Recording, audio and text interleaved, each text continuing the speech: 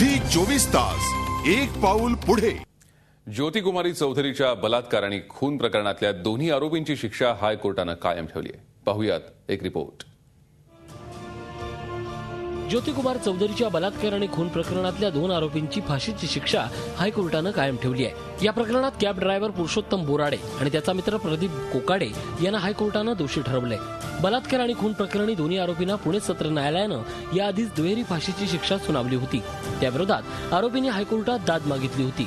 आता महिलांच्या सुरक्षेसाठी सरकारनं काही गाईडलाईन्स तयार कराव्यात यासाठी मुंबई हायकोर्टाचे न्यायाधीश मुख्य न्यायाधीशांकडे अर्ज करणार आहेत। एक म्हणजे ज्या कारखानदार ज्या स्त्री कामगाराला नोकरीवर ठेवतात परंतु त्यांच्या सुरक्षिततेकडे लक्ष देत नाही अशांना एक चांगला या निकालाचा एक धडा मिळणार आहे। कारण आज उच्च न्यायालय देखील याबद्दल अतिशय निकालपत्रात चांगलं म्हटलेलं आहे। दुसरी गोष्ट म्हणजे जे टॅक्सी ड्रायव्हर आहेत आणि जे फक्त स्त्रीला आपल्या टॅक्सी एकटी बघून तिचा गैरफायदा घेऊन तिच्यावरती अतिप्रसंग करून बलात्कारासारखा गंभीर गुन्हा करतात अशा लोकांना देखील परिस्थितीजन्य पुराव्यामुळे कठोर शिक्षा होऊ शकते हे आजच्या निकालाने सिद्ध झालेले आहे। मी आजच्या निकालाचं स्वागत करतो।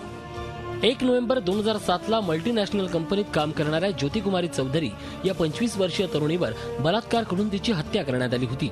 हिंजवडीतल्या विप्रो कंपनीत ज्योती काम करत होती।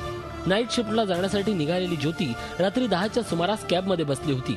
मात्र कॅब कंपनीकडे नेण्याऐवजी कॅबचा ड्रायव्हर पुरुषोत्तम बोराडे आणि त्याचा मित्र प्रदीप कोकाडेनं ज्योतिकुमारला जुन्या मुंबई पुणे महामार्गावर निर्जन स्थळी नेलं आणि तिच्यावर बलात्कार करून तिची हत्या केली।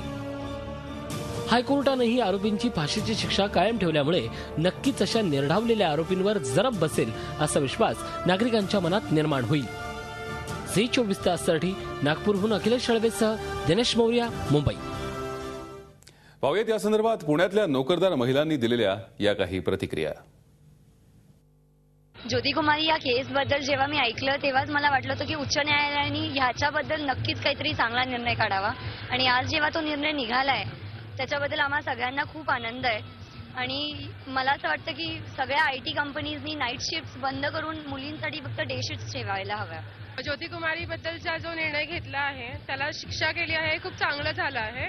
यापुढे मुलींच्या मनातून ती भीती निघेल आणि नाईट शिफ्ट ऐवजी त्यांना डे शिफ्ट देऊन मुलींना सिक्युरिटी जास्त दिली पाहिजे। उच्च न्यायालयाने जो काही जी काही फाशीची शिक्षा सुनावली आहे त्या आरोपीसाठी ती अतिशय योग्य आहे। म्हणजे असं जर केलं तर समाजामध्ये जे काही अजून असतील अशा प्रकारचे लोक तर त्यांना प्रतिबंध बसेल।